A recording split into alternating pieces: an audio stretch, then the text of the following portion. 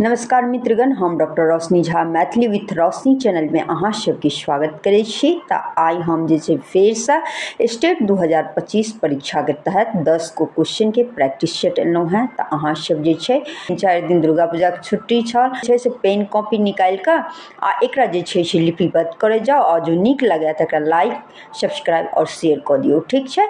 तऽ कांचीनाथ झा किरण के जन्म कहिया भेलनि?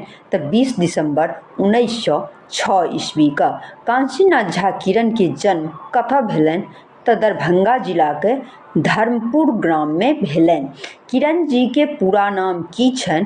कांचीनाथ झा किरण। चंद्र ग्रहण किनकर लिखल छनि? कांचीनाथ झा किरण के।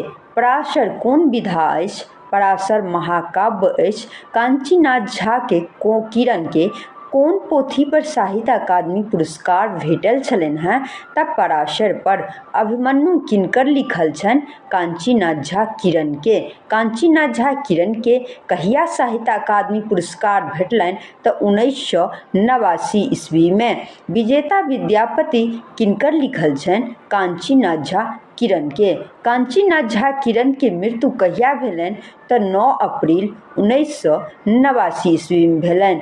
तऽ हम जे छै से अहाँ सबके 10 गो क्वेश्चन के प्रैक्टिस करेलहुँ। तऽ अहाँ सब जे छै से एकरा अपन कागज पर लिपिबद्ध कऽ लिअ। तऽ जे करी अहाँ सभक इच्छा। तऽ ठीक छै, काल्हि फेर हम लऽ कऽ उपस्थित हैब।